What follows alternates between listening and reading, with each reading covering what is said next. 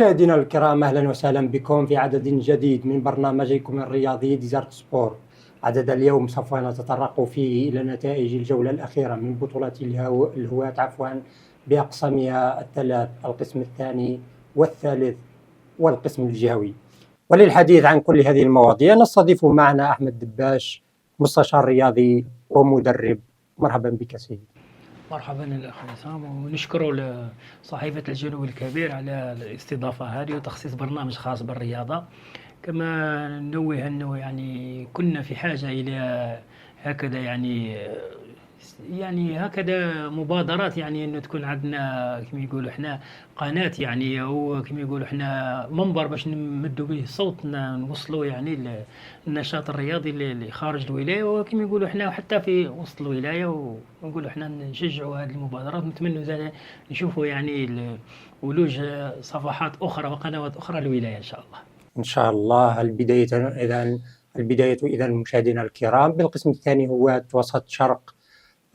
مستقبل الرويسات المتصدر لمدة طويلة ولجولات عديدة يفقد صدارته أخيرا لاتحاد الحراش المنافس المباشر على الصعود، وذلك بعد تعثره الأخير أو عودته بتعادل من أمام نادي تلاغما، وفوز الوصيف اتحاد الحراش من أمام اتحاد الشاوية بثنائية لصفر. بداية، في رأيك ما هي أسباب تراجع مستقبل الرويسات خاصة في الجولات الأخيرة؟ اكيد يعني احنا كي نشوفوا المسار تاع الجولات يعني الاخر، مستقبل الرويسات كان متصدر المجموعه من بدايتها.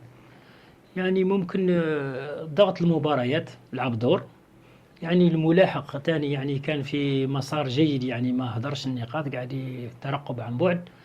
وممكن حتى المباراة يعني اللي قاعدة معلقة لم يفصل فيها أثرت على مستقبل بلدية الرويسات، لأنها كما يقولوا إحنا كانت مباراة يعني اللي باش على أرضه كان عنده كما يقولوا إحنا الأفضلية يعني في تحقيق نتيجة يعني وتوسيع الفارق. المباراة ما تلعبتش ومازال ما فصلتش فيها الرابطة، خلات يعني الأمور كما راها، وخاصة أنه يعني ممكن الجولات المتبقية جاته صعيبة شوي، طاحت مع فريق تلعب على البقاء وما عندوش استقرار تاع الطاقم الفني، يعني ممكن كان ضغط نفسي أكبر. يعني كي تكون متصدر الضغط النفسي راح يكون عليك أكثر من الملاحق راه يترقب، الملاحق راه كما نقول احنا ذكرها في وضعيه كما نقولوا احنا نفسيه مريحه مقارنه بالمتصدر. ولهذا يعني كما نقولوا احنا هذا الشيء الحوايج اثرت على مستقبل الرويسات، خاصه انه حتى اللاعبين يعني وقع عليهم الضغط، خاصه في مباريات خارج الميدان، يعني محقين انهم ما يتعطروش، عارفين باللي اي تعطر يقرب الملاحق او يتناصف معه من الصداره، وهذا الشيء اللي صار.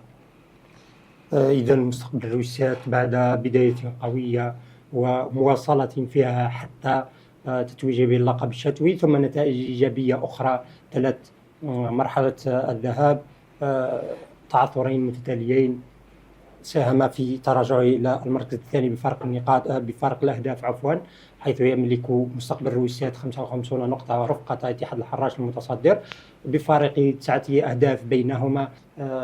مستقبل الرويسات يستضيف الجولة القادمة شباب باتنا، بينما يستضيف اتحاد الحراش نظيره نادي تلاغما الذي حقق التعادل مؤخرا امام مستقبل الرويسات. رايك في الجوله القادمه وما تبقى من جولات عمر البطوله؟ الجوله القادمه يعني ممكن تكون مريحه للطرفين، يعني ممكن راهم يلعبوا داخل الديار، ولا يعني مستقبل الرويسات يلعب مع شباب باتنا راه في وسط الترتيب، يعني مباراة تاعو سبب ما تأثرش على الترتيب نتاعو في المجموعة، يعني ممكن يربح أو يتعادل أو يخسر، يعني ما تأثرش عليه، ماهوش من المجموعة، ماهوش في مؤخر الترتيب يعني يلعب على السقوط، وماهوش يلعب على الصعود. نفس الشيء الحراش كما يقول احنا راه منتشي بالفوز الاخر وتعطل الرويسات، يعني راه في اريحيه، يعني في كما يقولوا احنا كان في الوصافه ولا في الرياده، يعني هذه ديجا تعطيهم دافع قوي يعني باش يكملوا في المسار هذا.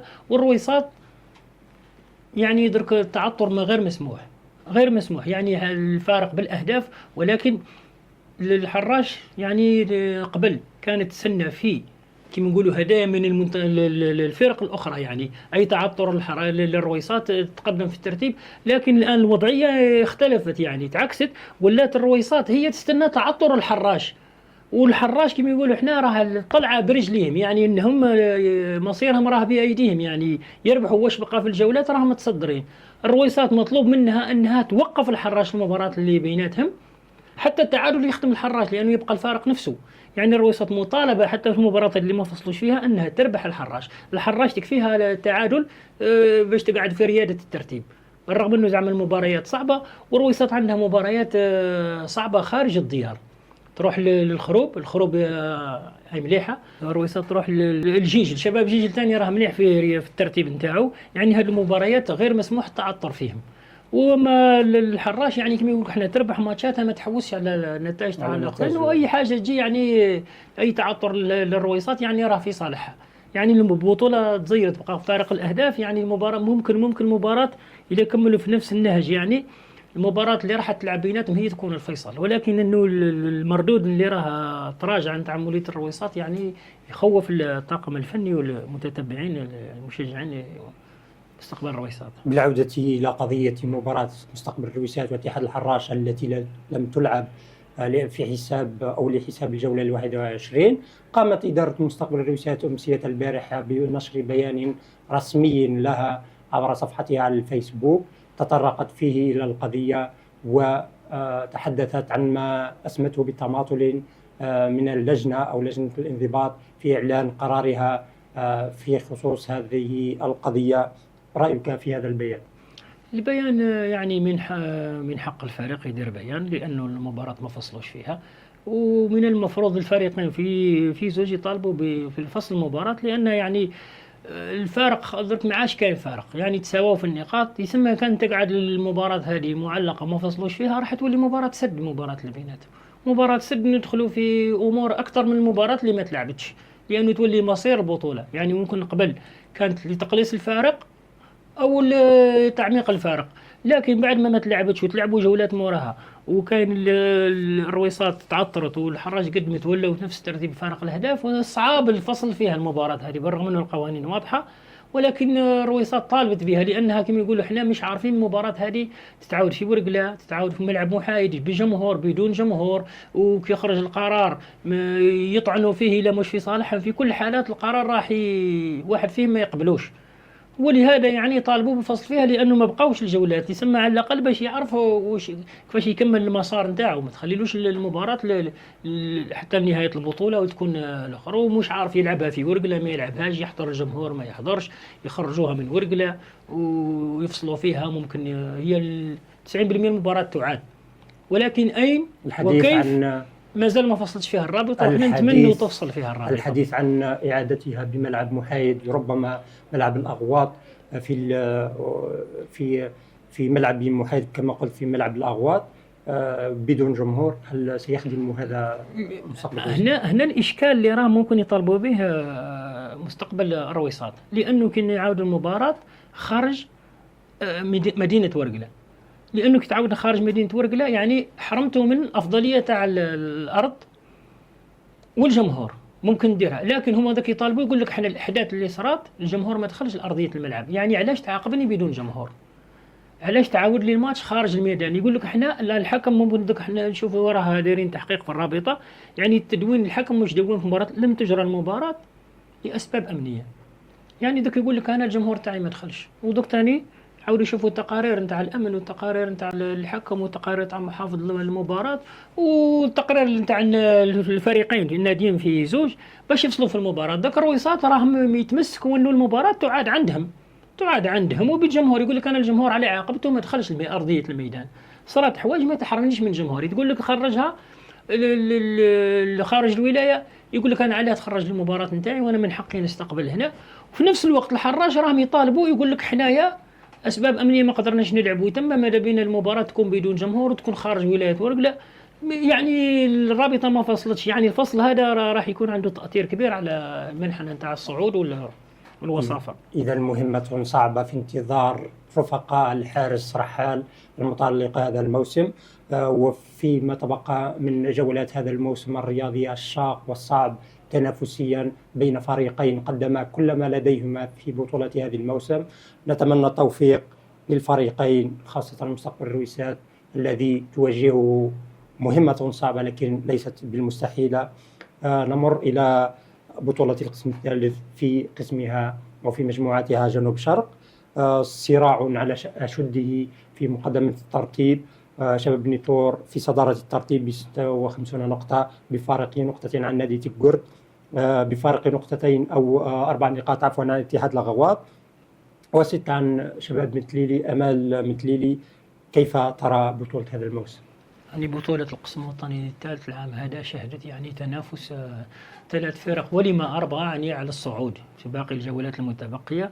والحاجة المليحة أنه كما يقولوا إحنا رانا نشوفوا الفرق العريقة يعني رجعت لمستواها. كما يقولوا إحنا شباب بني طور وبلدية تيكغورت يعني فرق يعني سبق لها ولعبت في أقسام أعلى، والعام هذا يعني رجعوا بقوة والفارق نقطة، يعني كما يقولوا منافسة كبيرة وشدها وراحت تلعب حتى الجولة الأخيرة. أكيد حتى الجولة الأخيرة، أو إلى الجولة الأخيرة سنعرف الصاعد عن هذه المجموعة. لكن قبل ذلك سوف يكون المتصدر شباب بني ثور في تنقلين صعبين في الجولتين 26 و27. في 26 سيستقبل عفوا نادي تيكغورت وصيفه، فيما سيتنقل إلى ملعب ثالث الترتيب اتحاد الأغواط في الجولة 27. رأيك في هل سوف تكون هاتين الجولتين حاسمتين لتحديد المرشح الأبرز للصعود عن المجموعة إلى القسم الثاني؟ ربما لا تكون حاسمة 100% ولكن ممكن ب70%، لأنه الفارق نقطة واحدة. يعني درك بلدية تيكغورت راح يستقبل بني ثور الوصيف. شباب بني ثور سوف يستقبل نادي تيكغورت الوصيف يعطيك في الجولة السادسة والعشرين يعني القادمة. بارك الله فيك. يعني كما درك حنا نشوفوا بني ثور يعني راح تستقبل الأخرى. هذه المباراة يعني لازم حتى الرابطة تعطيها أهمية كبيرة حتى لا تخرج عن حيز الساحة الرياضي. لازم يكون يعني يكون التحكيم في المستوى ويكون التنظيم في المستوى وتطبيق التعليمات كاملة باش ما نتفادى، خاصة أنه معروف أنه ديربي بين ورقلاء وتيكغورت، خاصة بني ثور وبلدية لغم. إلا أنه يعني ما الفارق ما داموا نقطة، يعني إذا شباب بني طور حقق الفوز راح يكون الفارق 4 نقاط وما زال الجولات ما زال كاين جولات. وإذا شباب بلدية تيكغورت حقق نتيجة راح يكون الفارق نقطتين، يعني ما زال ما فصلناش، وخاصة أنه ما زال جولات يعني مهمة لكل منهما. ولكن يعني للتصحيح فقط عذرا، مستقبل أو شباب بني ثور سوف يتنقل إلى الوصيف. هذه سوف تتغير المعطيات، ولكن احنا كما قلنا نعاودوا نطالبوا يعني بيكون التنظيم محكم وتكون مباراة المستوى يعطوها أهمية، ومن جانب التحكيم من جانب التنظيم الأمني تفادي أي انزلاقات خارج ولكن كما نقولوا بلدية تيكغورت جاتها فرصة أنها يعني تستعيد الصدارة على حساب ولكن الصدارة اللي استعادتها على بفارق نقطتين، وبني ثور يسعى لتعميق الفارق يولي 4 نقاط، وما زال جولات يعني قادمة صعبة، خاصة أنه تنقل أو استضافة اتحاد الأغواط ثالث الترتيب أيضا رغم فارق ال4 نقاط سوف يكون فرصة لتدارك اتحاد الأغواط الذي تصدر المجموعة لجولات عديدة أيضا. يعني جولات قمة في الإثارة خلال الجولات القادمة. أكيد يعني حتى مثليلي والغواط يعني يترقبون، يعني كما يقولوا احنا راهم يحققوا في نتائج ويترقبون أي تعثر من الرائد أو الوصيف. يعني ممكن يعني هم يلعبوا ما زال عندهم حظوظ نتاعهم يلعبوا على الصعود، أي تعثر راه يخلي المركز الثالث يتقدم إلى حقق نتيجة إيجابية يزيد الضغط على المتصدر والوصيف. في مؤخرة الترتيب إذن أكثر من 5 إلى 6 فرق تتنافس على لتفادي السقوط. تخيل أن نجوم الريش في المرتبة السابعة برصيد 27 نقطة، العائدي بتعادل من أمام تضامن سوف بهدف لهدف في الجولات الأخيرة. يبقى مهددا رغم احتلاله المركز السابع بنفس رصيد صاحب المرتبة السادسة شباب جامعة يعني صراع على أشده في قمة الترتيب وفي أسفل الترتيب. أكيد يعني نجوم الريش يعني مرتبة 7 عندما ملاحظة الترتيب يعني تقول راه في الوسط، إلا أنه يعني كما يقولوا إحنا فريقنا ونعرفوه راح يحقق البقاء إن شاء الله. الا انه يعني ممكن الترتيب نتاع القسم الوطني الثاني هو اللي راه مخوف الفرق تاع القسم الوطني الثالث، لانه الفرق تاع الجنوب الشرقي راها مهدده بالسقوط في القسم الوطني الثالث، ويعني اي سقوط راح يكون راح يرجع للقسم الاسفل، ويكون السقوط ممكن يسقطوا حتى ثلاثه. كي نشوفوا احنا السقوط حتى ثلاثه يعني ممكن نشوفوا المؤخر الترتيب 17 20 وانت عندك 27 مازالوا 4 جولات، يعني ما تقولش انا ضمنت البقاء. ولهذا يعني مطالبين بهم يعني الفوز في المباريات القادمة، خاصة أنه عنده زوج مباريات صعبة، الجولة هذه والجولة الأخيرة. عنده متليلي راه الرابعة ولا المرتبة الرابعة، وراه كما يقولوا احنا راه يترقب في أي تعثر في الكوكبة المقدمة. وعندنا بلدية تقرت اللي راح تكون أخر جولة هنا، وممكن تكون هي الفاصلة. يعني بلدية تقرت باش يجوك هنا مطالبين بالفوز او تعادل باش يطلعوا، راح يكون الماتش صعيب عليك انت الا راه ما حققش. ولهذا نطالبوا منهم انهم يحققوا نتائج يتفادي هذه الجولتين الصعبتين. إن شاء الله كل جماهير الرياضية أو الجماهير الرياضية في ولاية إليزي تمني النفس ببقاء شباب أو نجوم الريش إليزي في بطولة القسم الثالث في مجموعة جنوب شرق، والتنافس مستقبلا على الصعود رغم صعوبة المهمة. نمر كمرحلة أخيرة إلى بطولة القسم الجهوي عن رابطة ورقلة الجهوية. نادي تيغان كورير ربح نقاط المباراة الأخيرة على البساط بعدم تنقل أو عدم مجيء المنافس مستقبل الحمدين النازلي رسميا إلى بطولة القسم الجهوي الأول الثاني. رأيك في مسيرة الفريق خلال بطولة هذا الموسم؟ والله فريق تيغان تورين يعني البدايه نتاعو ما كانتش يعني كما توقعناها. كنا نتمنوا البدايه نتاعو تكون قويه، خاصه انه يعني في العوام اللي قبل لعب على الصعود، الا انه ممكن الجولات الاولين ما مشاتش كما حب الحال، الا انهم يعني المكتب المسير عرف كيفاش يتدارك الامور ويشوف النقاط السلبيه هذه وصلح الامور هذه.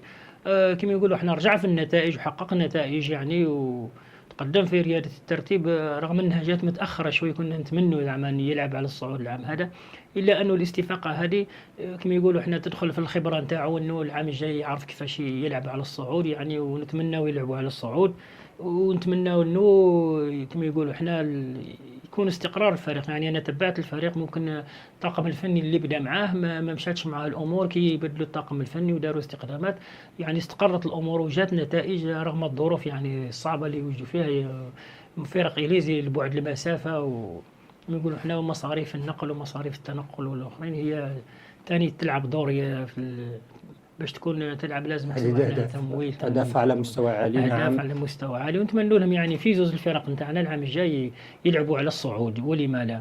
إن شاء الله هذا ما تتمناه. كما قلت جماهير ولاية إليزي، اتحاد الهميسة في صدارة المجموعة الأولى برصيد 60 نقطة بفارق 5 نقاط عن مستقبل شباب المخادمة. كيف ترى التنافس حول أو من ترشح للصعود عن هذه المجموعة؟ المجموعة هذه ربما أنه شباب الهميسة سيحقق الصعود، يعني الفارق 5 نقاط، ما بقاو جولات، ممكن مباريات سهلة. يعني شباب مستقبل المخادمة يعني حقق نتائج ودار يعني مسار مليح، إلا أنه الهميسة سيقول كلمته في هذا.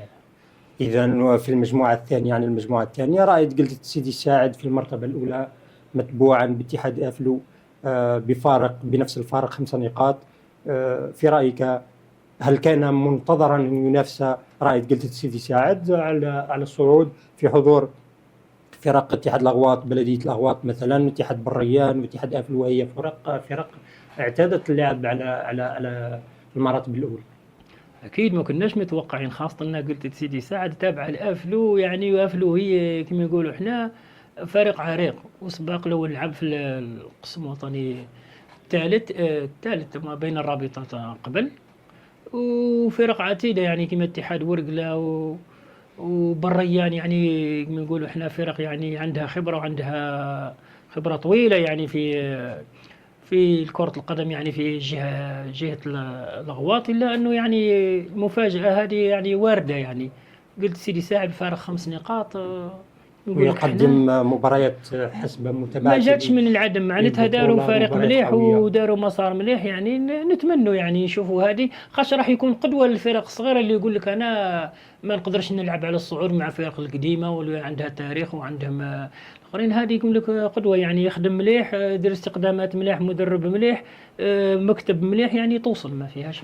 بإذن الله نتمنى التوفيق لكل الفرق الناشطة والتي تسعى والطموحة والتي تسعى للصعود إلى المستويات الأعلى. اتحاد الهميسة أو شباب المخادمة أو سيدي ساعد، قلت سيدي ساعد، أو اتحاد أفلو، اثنان من هذه الفرق سوف يحقق الصعود في النهاية. نتمنى التوفيق أيضا لنادي تيغان تورين. ختاما نعود إلى القسم الثالث في بطولته جنوب غرب. شباب أضرار يتجه لتحقيق صعود تاريخي إلى القسم الثاني.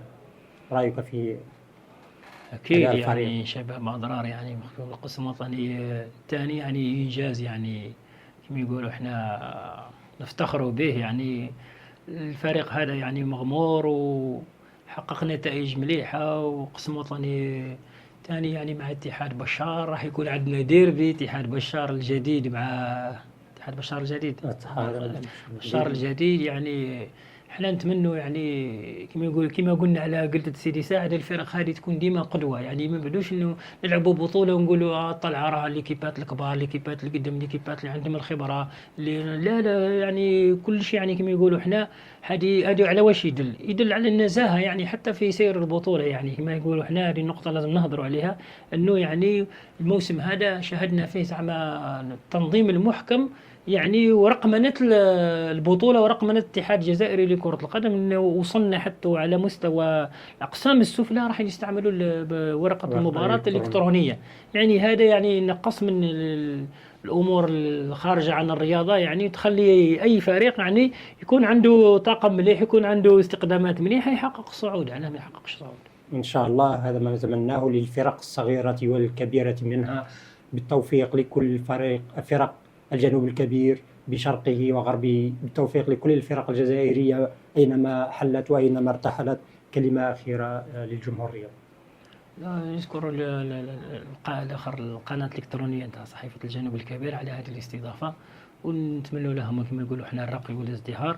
كما نقولوا للشباب الرياضي يعني كما يقولوا احنا فرصة هذه شو نقول لهم، يعني تابعوا الرياضة ومارسوا الرياضة وبعدوا عن الآفات الاجتماعية.